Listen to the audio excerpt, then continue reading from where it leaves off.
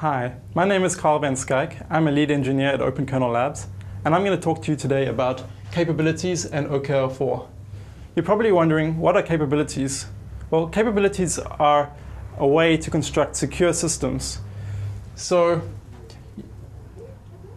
you might think of a capability as a key or a token that allows a program access to an object. It's also kind of easy to think of a capability as a file descriptor.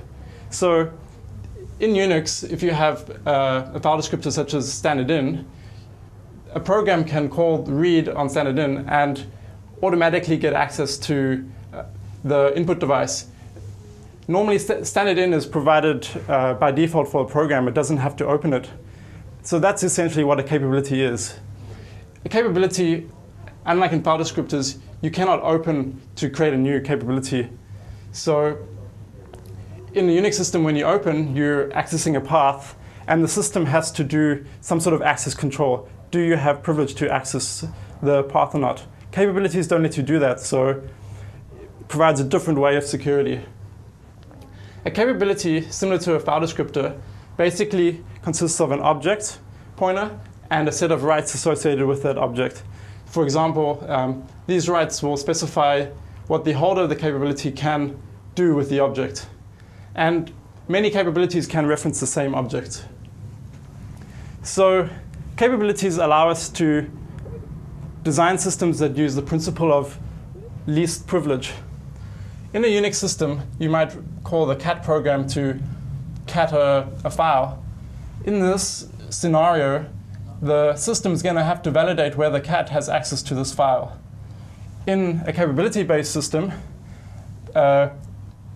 the program cat would be called with two arguments. One is a cap to the file and one cap to standard out. The system does not have to validate anything.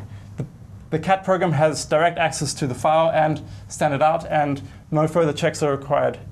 Also note that cat doesn't have to be able to open any files, and in fact it can't open any other object other than the objects provided. So even if the caller has access to other objects, the cat program will only be able to access those two capabilities, those two objects that are explicitly provided. So what can you do with capabilities? Well, there's a few basic operations. The first is grant, which allows one program to donate one of its capabilities to another program, and it no longer has access to that capability. And then secondly, you can copy a capability to another process. And with copying, you can do in two ways, either by keeping the same set of rights to the object, so the recipient has the exact same rights to the object as the sender, or you can copy a capability with a reduced set of rights. That allows an object holder with a full access object to, for example, give a read-only access to the object to somebody else. So what about caps in OKL4? So in OKL4, we provide capabilities for threads.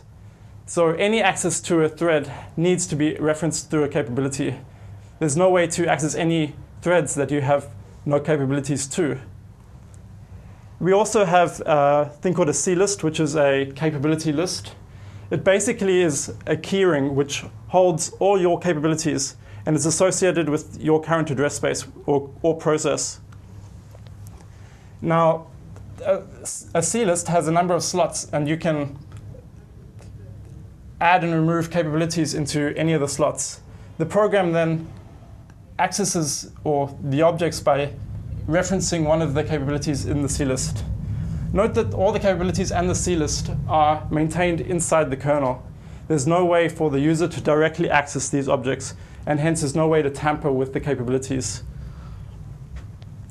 OKL4 also provides a special type of capability called a one-time use or IPC reply capability. So look at this scenario. We're able to have a client which has a capability to a server, but the server has no capabilities to any other threads in the system.